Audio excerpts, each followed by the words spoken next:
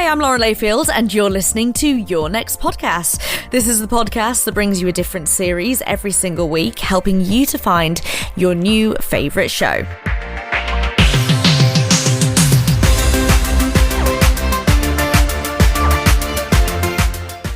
I've got something really special for you this week. So imagine this. Imagine you could sit in on somebody's therapy session. Imagine listening to somebody spill it all out to a professional and then try and make sense of it yourself. Well, that's the basis of psychotherapist Esther Perel's series, Where Should We Begin? Whilst people's names have been changed, their voices and the problems they're trying to solve are completely real. You know, you get into it because of all the drama and hearing sort of that messiness of people's lives, but it's actually really moving, this podcast, and I think that we can all learn a lot about ourselves by listening to this. So over the summer, Esther has been doing a mini-series called The Arc of Love, where she takes conversations that trace a story of romance all the way from young first love, through its trials and tribulations, breakups, and then through to new, revived love. And this one is called The Other Woman and is a super interesting exploration of infidelity, sexuality, and what it means to fall in love.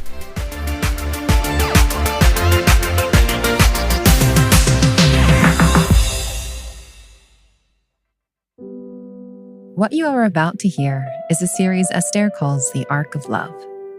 Each session centers around a couple's story, whether it's issues of trust and betrayal, care and aggression, closeness and distance, repair and rupture, polyamory or monogamy. The episodes can be listened to in any order you want, but we're curated with the beginning, middle, and end. As always, none of the voices in this series are ongoing patients of Esther Perel's. Each episode of Where Should We Begin is a one-time counseling session. For the purposes of maintaining confidentiality, names and some identifiable characteristics have been removed, but their voices and their stories are real.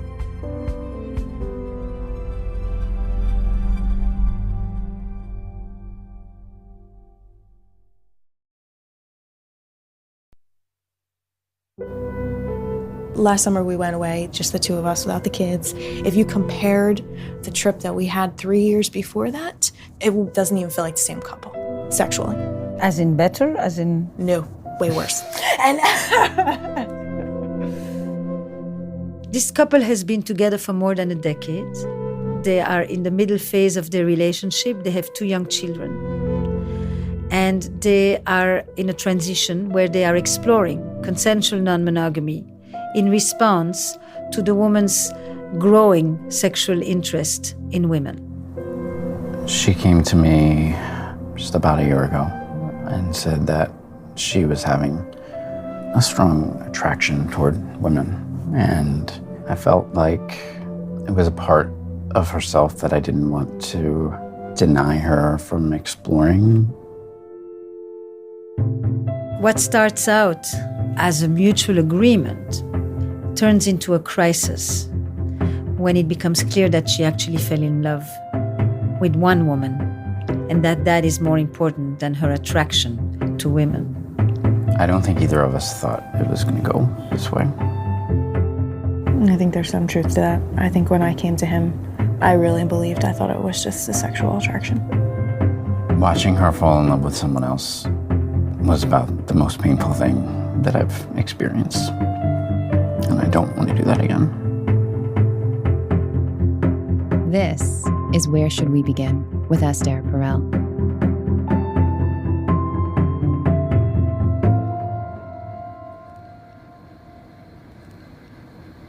What do I need to know for us to be able to do something important today? I think physically or otherwise, I think he just generally became complacent overall. And I think that that's not what I want in life. And that's not who I am as a person. And I think, if nothing else, that some of these life things have been a point of reflection of, like, I certainly don't want to be complacent anymore. And if our next project or our next step was a baby and it's not, then I need another thing. And I want, I think, someone to help me figure that out, what are the next pieces. And I'm not sure he's been in tuned enough to know that that's what I was needing. And I probably haven't asked for it either. He said that his family was muted and that feelings were often muffled. How would you describe your family? Very different from that. We're louder in general. Mm-hmm. And always been of kind of the mindset that, like, you say it, you get it out there, you get, that's how you work through it. It doesn't matter if I yell or scream, I still love you. It doesn't, we're working through it. Ignoring it doesn't get you anywhere. At the same time, I think that there's a lot of rationalization that happens for me, and like logical filtering of feelings that happens for me, because I'm also probably a keeper of the peace, that sense of trying to, like, wanting that as well. And I'm sure that probably had to do a lot with my family dynamics. Meaning? When I was in high school, my mom was also went through some health issues. She also suffered from depression for most of her life, and was not in a good mental or physical space kind of during my junior and senior year of high school. And that's an understatement, right? Yes. What's the real statement? She learned that drinking with certain medications was real fun and felt really good. And she lost her license when I got mine. And my brother's 7 years younger than me. So even in an early age, I was more in a parental role. Yes, parental role. And that sentence of, I have to do everything. I'm the one who has to think about everybody. I have to think about everyone else's needs. And who is there ever to think of me? This is an old tune, mm-hmm. right? A painful tune that you remember vividly. Mm-hmm. And every time you get pissed at him, or you get very sad with him, you start to experience a similar overburdening. Put this in your own words. I think that oftentimes when things have gotten challenging and I feel that pull and that need to make sure that I'm keeping everything together, I am reminded of all those times that I had to try to just keep it together. Mm-hmm. I think there's definitely a part of me that thinks that I'm supposed to be Superwoman. I'm supposed to be able to. And there's a part of you that's very angry at feeling Yes. that you have to be a Superwoman. And there's a part of you who feels very bereft. And there's a part of you that feels very lonely at having. And what else? And there is a part of me that does feel like I don't want to do all those things anymore. Right. That's right. There's a part of you that's tired of being Yes. Superwoman. And that whole dialogue, give me the dialogue in your head. That's a speech. I don't want to keep doing the same old things. That's not working anymore. And it's exhausting. I want to feel like I'm enjoying life and not like having to burden myself with everybody else's shit. I don't even get to think about me. Like, I am someone who doesn't want to have to do that all the time, who can accept that there is no perfect and wants to just know what I want and have some sense of what that is, because I'm not even sure I know what it is anymore, because it's just so meshed with thinking about everything else. Did you have a glimpse of that in your experience with the other woman? Yes. The first thing I thought is, this is not a sex story. And this is not about an orientation story. And this is not even about a sexual identity or it's not about that. The importance of the woman as the person that she fell in love with may be less about a physical, sexual attraction to women and more about the quality of her emotional and intimate connection with that woman, which then also became eroticized. So it was very significant that it was a woman, because being taken care of by a woman was what she longed for, and longed for as in, I want another wife, and also as in, it is the mother I never had. But it wasn't necessarily a sexual script.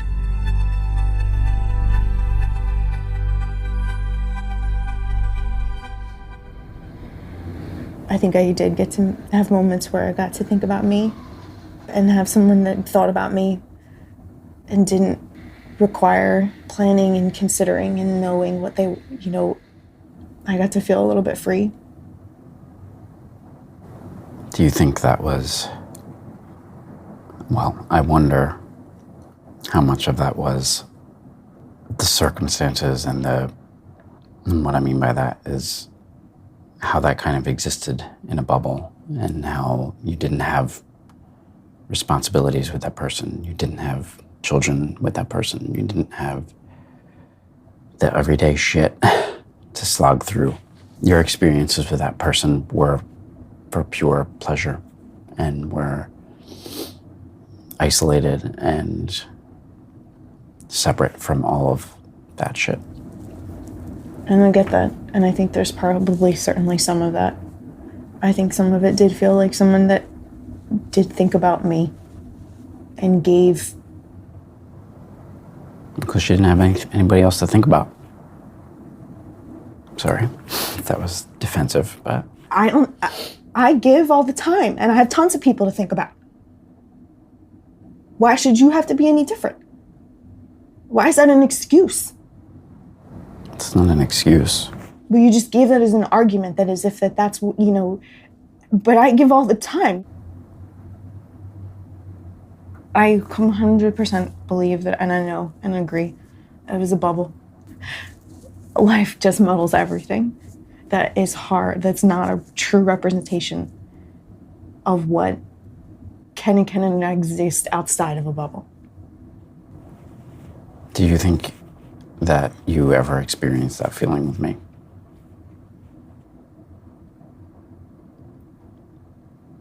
Yes and no.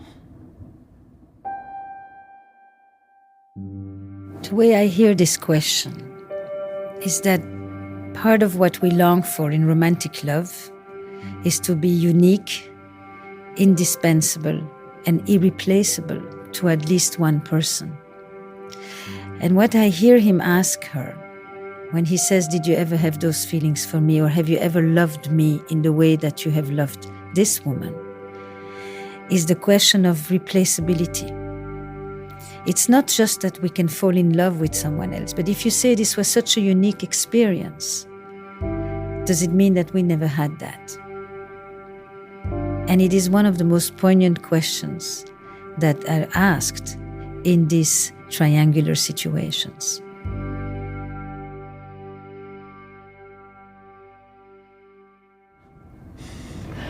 I don't know if that's a valid answer, but... Well, what feeling exactly? Well, do you feel like you've never had that feeling of like me thinking about you or thinking about what you want, or... No, I don't think that you are dismissive of that, no. I'm not saying...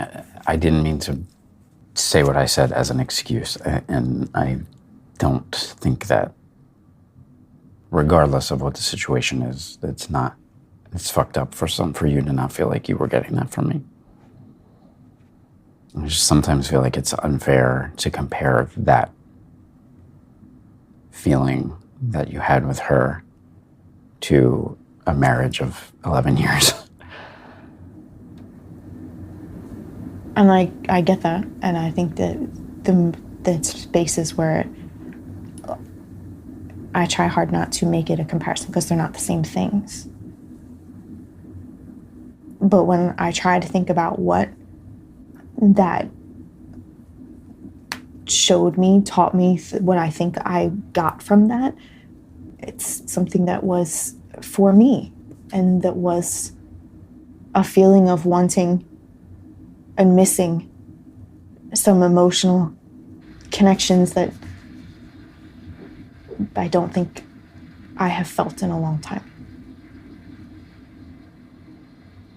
Ever? I don't know.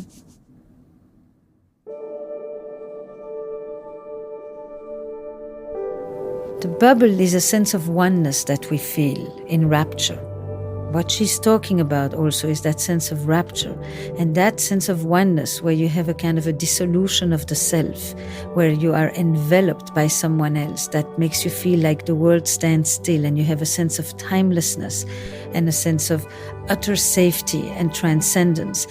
That happens in a bubble.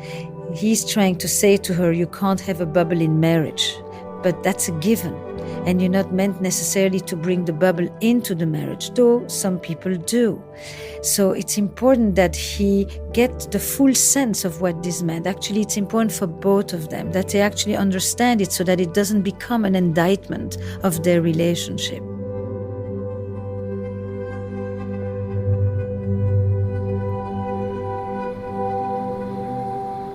Mister, she has not experienced with you, not because of you, but also because of how she has been with you, someone who takes care of her, where she's not in the parental role, which on some level she's at times with you too.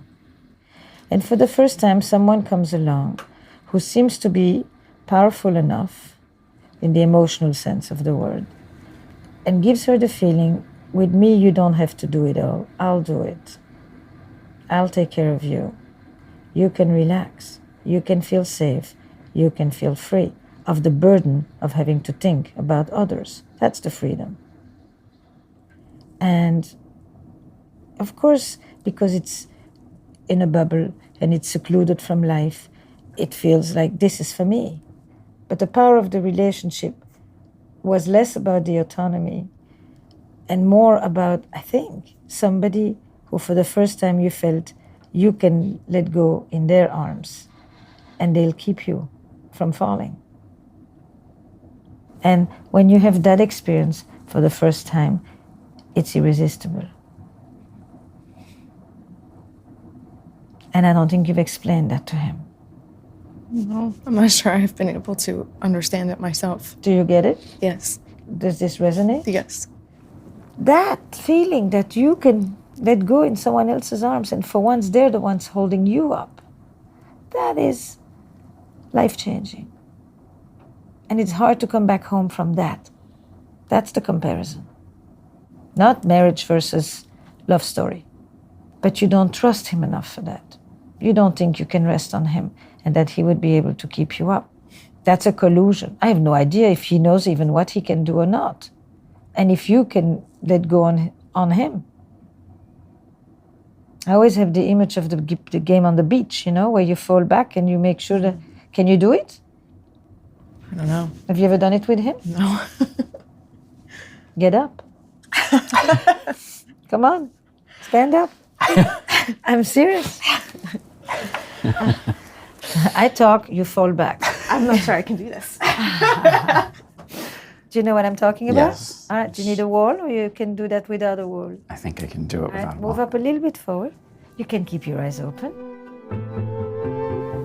I always look for ways to create the representation of what we're talking about. And silly games are often powerful representations. Emotions are embodied experiences. We can talk about them, but we can instantly sometimes glimpse them in the physical language. So while they were giggling, everything was being said. And that's okay to have some anxiety. It's a strange thing to do, in front of the therapist like that. But all the truth was oozing out.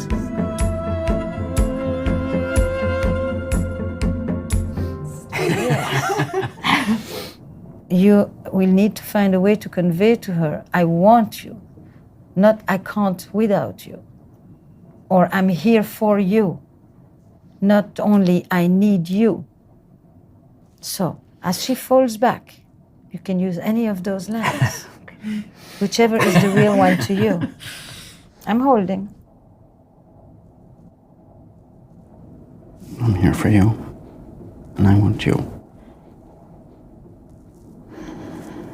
I'm here for you.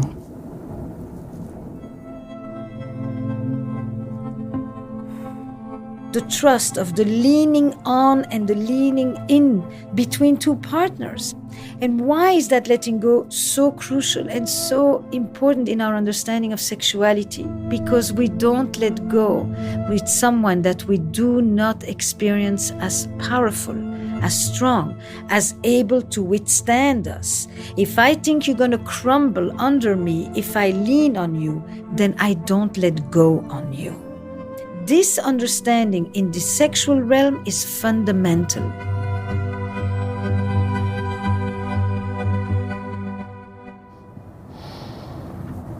I was a little nervous at first. There was a little doubt, a little questioning whether or not could do it. I was afraid, but I felt confident that I could do it. And every time that we did it and I caught you, it helped me build confidence that I could do it again. Because I don't think that you give me that opportunity very often. I don't think that you do trust that I would catch you. But I just want you to give me the chance. It's not she doesn't give you the opportunity. You don't take it. Your confidence is going to infuse her trust as much as her trusting you is going to bolster your confidence. But it's two ways. You need to trust to take risks, but it is the taking risk that builds the trust. Is the fear, is the threat, the intensity of a connection with someone else? Or is it the sexual component of that connection? Yeah, romantic and sexual, I don't know, however you want to slice that. But watching her fall in love with someone else was about the most painful thing that I've experienced. And I don't want to do that again. Can I ask you a crazy question? Because I see how painful this is. Did she fall in love with you again as well? No. Does she know how painful it was for you? Do you talk about that with her? Yeah, sometimes. Not enough? I think you need to say more right now. It was more than just like jealousy, or it wasn't just about the sex. It was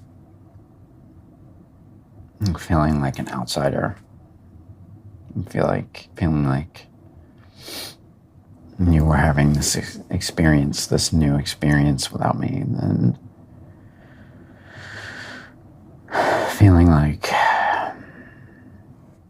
not knowing what this meant for us, and worrying that I was going to lose you. Just go right back to when you would wait for her to come home. Yeah. Those were hard nights to sit at home. I would try not to think about it, but sometimes I couldn't help it. I couldn't fall asleep. Even, I think we talked once about how it bothered me how you would stay out late. And then the next time you were out with her, you stayed out late again. And it was like, the one thing that I asked of you, you couldn't put me before her. I probably tried to talk myself out of feeling that way, because this was something that we had agreed to. And because I didn't want to make you feel guilty about it. How did you come to the agreement? She came to me just about a year ago and said that she was having a strong attraction toward women, and she wasn't really sure what it meant, or... Women or this woman? There are other examples. But that it was strong enough that she felt like tempted to act on it and felt like it might happen regardless. And how was that experience for you? Her actually coming? Well, I appreciated the fact that she came to me before anything had happened and was honest with me about it, and we talked a lot about it. And you thought, this is a kink you need to go to explore and get it out of your system and then come back home?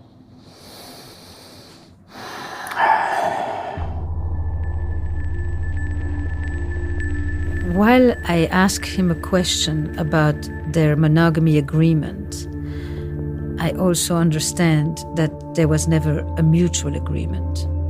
This was an accommodation from him in an attempt not to lose her. And it had the garb and the disguise of a conversation about consensual non-monogamy, but it was actually an abandonment prevention strategy.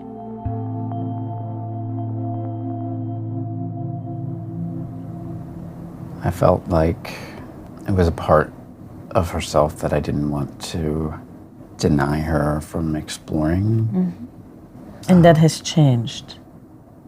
I don't think either of us thought it was going to go this way. I think there's some truth to that. I think when I came to him, I really believed I thought it was just a sexual attraction. And that these other examples were just a sexual desire. And so I think I very much painted it in that way, or expressed it in that way, that this was just about sex.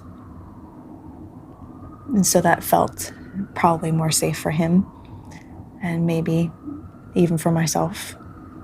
Because? Because I really don't think I had any concept that it was more than that. But why is it making it just about sex, making it safer? Or how? I think because I thought it didn't mean more beyond that, or more emotionally, or more, I don't know. If it's just about sex, then it's about a part of you that you have not yet discovered. But if it's about love, then it's about other people who can replace you. Yes. When Wacious life was simple. Mm-hmm. You could divide them like that. But no. But this hasn't gone away. Mm-hmm. So then where are you now? In limbo.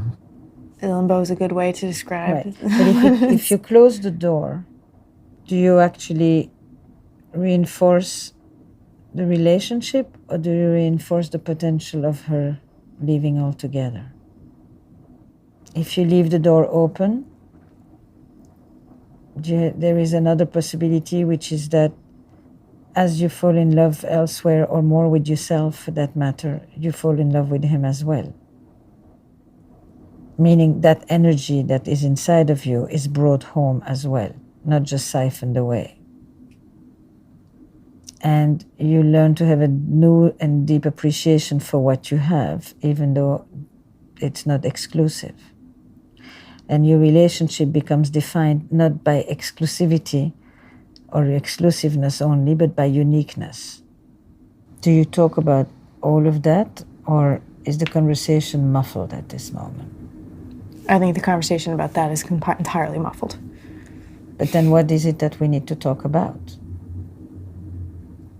Because I think I'm weighing very much what's inside versus what's outside, and whether or not I want what's outside. Altogether? Yes. Instead? Yes. Okay. So that's a different conversation.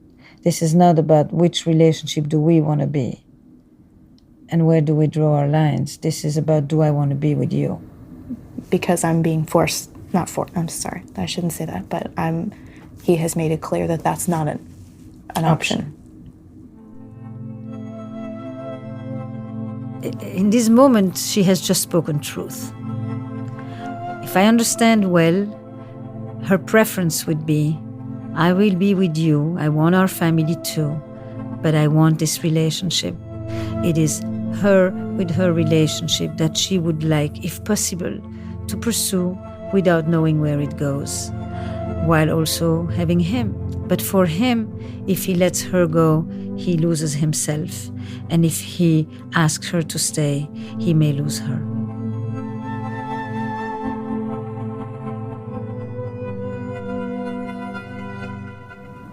That's a terrible deal. If I accept what you want and I agree with you to have the other relationship or relationships, which there's an assumption that only she has, which I will put a question mark on that, as a way for me to keep you, but I'll go mad and I'll lose me and I'll lose my integrity and I'll lose whatever else, maybe my self-respect, maybe. But if I say no, I have to live with the possibility that you may choose to go. If you say, we're continuing with this exploration, this is where it's taken us, and I'm not prepared to lose you, so I'm going to see where this goes. This may be a 1 year, 2 year, this may be another new life. You may have, who knows? This is one of those where you just plunge into an unknown. But you need a very good communication system for that. Better than the one you have. It won't be the marriage you imagined. No, but I also feel like I have had a taste of what it's like, and I didn't like that at all. I know it was a very limited experience. But you were not included. No. See, the taste of what you had is not to be repeated. It was you sitting on the edge waiting to see, right. That is miserable. If this becomes an exploration of another lifestyle, then he needs to be included in your life. And not here, this is great, this is less, or this complements, and this. It really needs to be that he is an ally and he's your partner in that part of your life as well. But it's a different setup. It's not, I draw a line to go and have my own little private secret garden of which, you have no access. And I decide when I come home, and I let you be sleepless, fretting and worried and obsessing. That is not a model. Right. That's a tantrum. I'm freaking tired of doing everything that I'm supposed to do and being dutiful and studying family closeness and doing what's expected of me. And this is one big fuck you. And I come home when I want. I deserve to think about me for once. And you're the husband, so you get the whole intensity of that need that has been cultivated for years and decades before you ever came along. So from talking about monogamy and non-monogamy, I also wanted to get a sense what kind of sexual communication have they actually had between them. And that's when she tells me about Puerto Rico.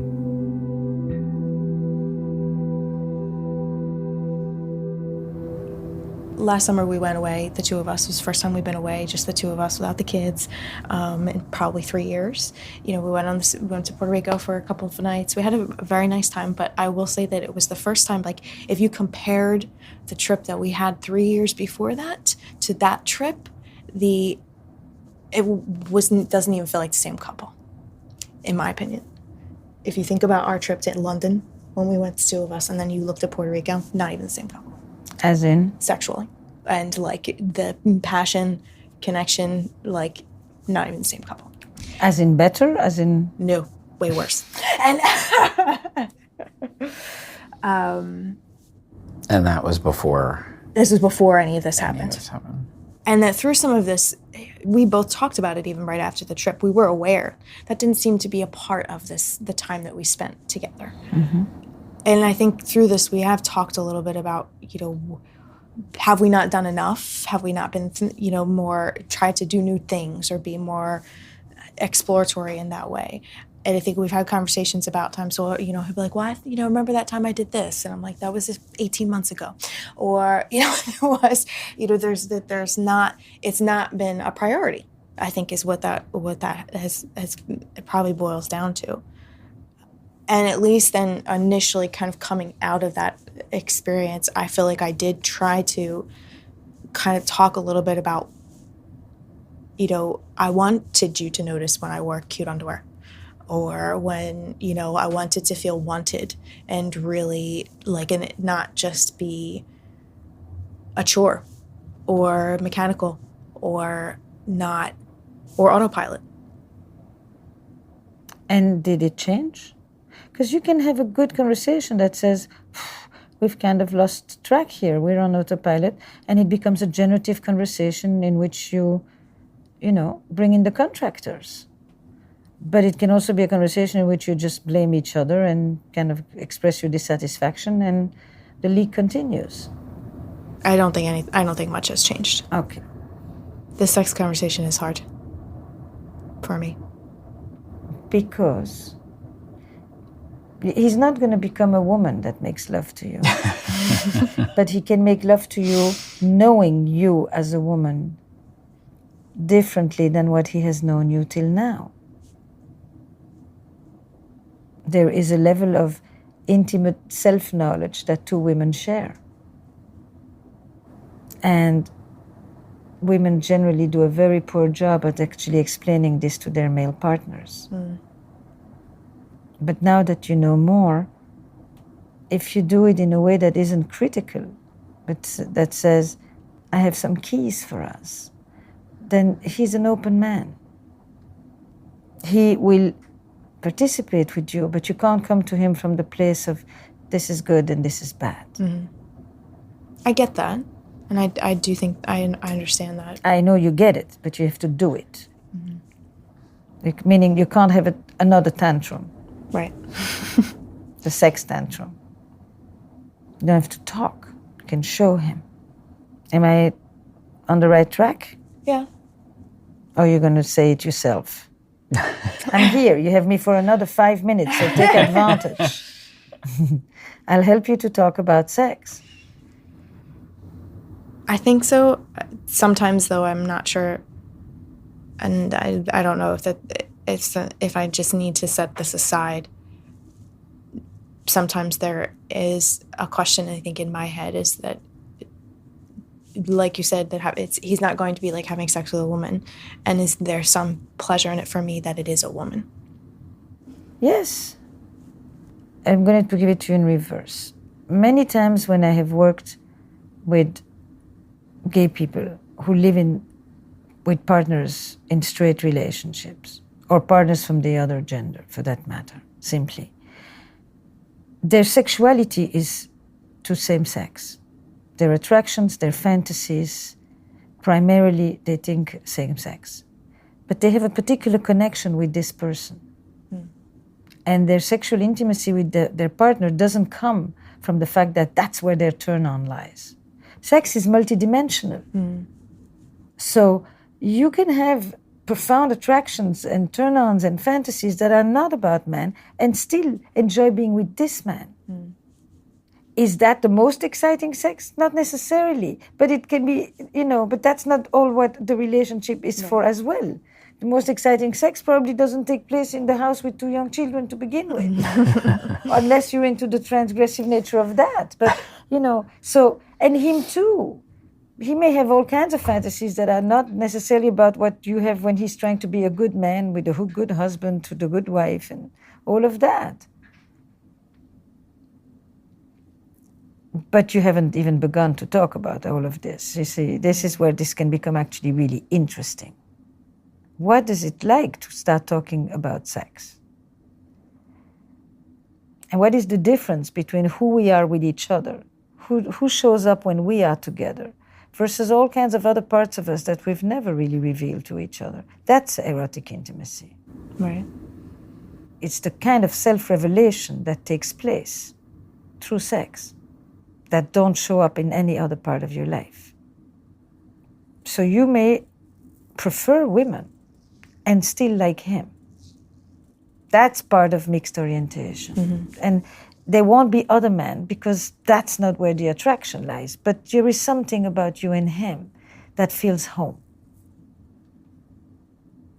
That's what that would look like. And there's a certain way that you are with him that will be very different from how you are with the women, but it still can be better and more connected than what you've had, because autopilot is simply a form of sleep. What you want is conscious sex. Yes.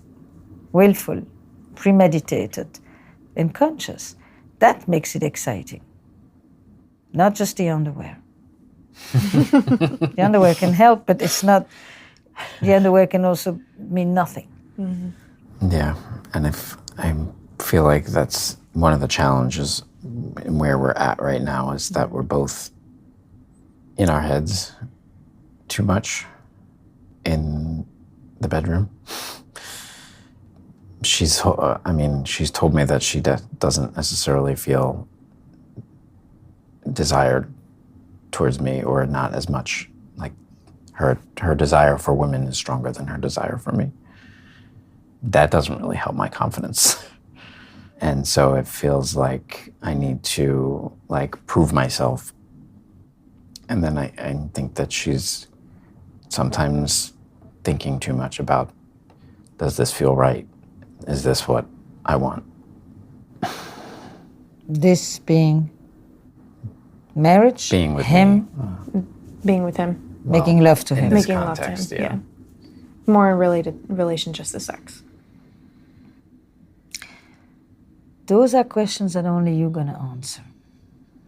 That's not relational. Mm-hmm. If at some point you lose that interest, he cannot manufacture it in you. Yeah. You cannot manufacture desire. Yeah. You can do a lot of things to stoke it, to intensify it, to ignite it, but you can't create it. As I've told her, from a confidence perspective, it's hard for me to do that and not feel like it's being reciprocated. Knowing that the desire is not there on her part.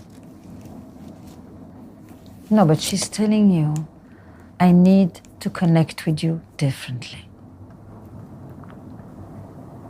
I guess I'm just worried that it's not enough. It won't be enough, even if I do. You don't know, I know. but you may have to be up for the challenge. I know. You know, you want her to be into it, but take it as a gift that a woman is willing to initiate you. And if you're ever not with her, you'll have something to bring to the next one. But that is a personal decision that you make as well. Am I up for that challenge? Am I willing to see this not as a test, but as a gift? That would be a real internal revolution. Mm. Can you imagine that? I would definitely be open to that. And like you said earlier, you were telling her to show me. Mm-hmm. And I would totally be open to that. But then I want you to say to her, show me. Okay. That's a confident man. Okay. Because he doesn't need to know. He will learn from her. It's actually freeing. Would that be interesting to you? I think so. I certainly am willing to show him. We're gonna have to stop. I'm a little bit upset because I feel like it took us a long time to get to where we need to go. And that we are finally here and not doing enough with this.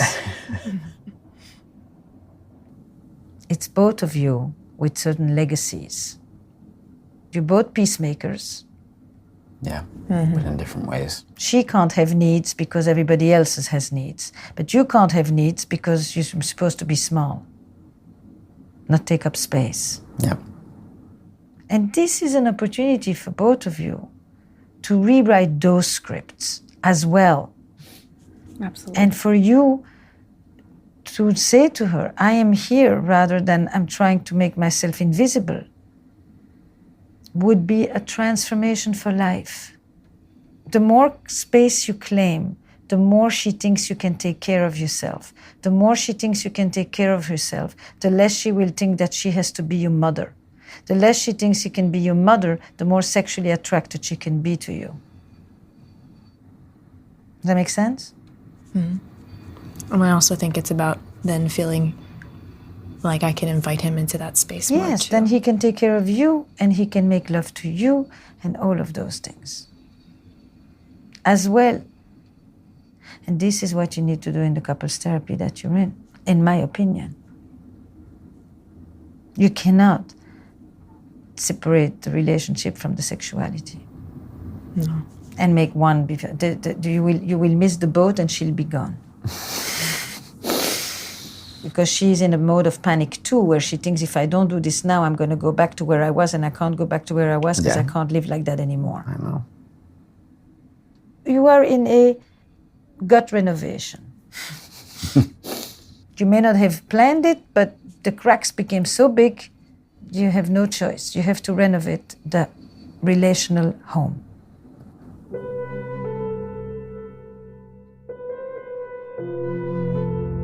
Part of my assessment in working with this couple involved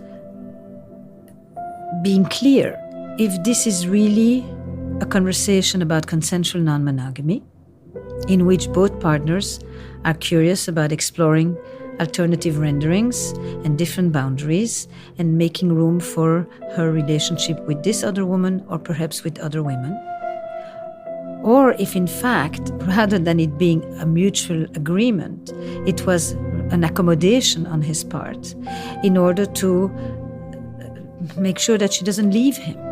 And it was more an abandonment prevention strategy for him. And on the other hand, she would feel that he was forcing her to make a choice between him and between the woman she fell in love with.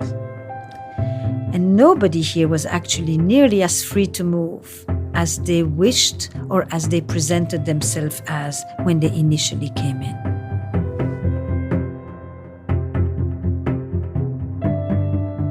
You just heard a classic session of Where Should We Begin with Esther Perel. We are part of the Vox Media Podcast Network in partnership with New York Magazine and The Cut. To apply with your partner for a session on the podcast, for the transcripts or show notes on each episode, or to sign up for Esther's monthly newsletter, go to estherperel.com. Esther Perel is the author of Mating in Captivity in the State of Affairs. She also created a game of stories called Where Should We Begin? For details, go to her website, estherperel.com. I just love this idea, and I love therapy just generally. I think it's brilliant. And Esther's transparent and sometimes brutal honesty really gets you thinking. So imagine what it must do for her clients. You can follow Where Should We Begin wherever you're listening to this, and you can catch up on the whole Arc of Love series. Before you go, follow your next podcast right here so you don't miss any of the upcoming episodes. And you can find all my recommendations along with news, reviews, and much more on Podcast Rex at www.podcastrex.com. That's www.podcastrex.com.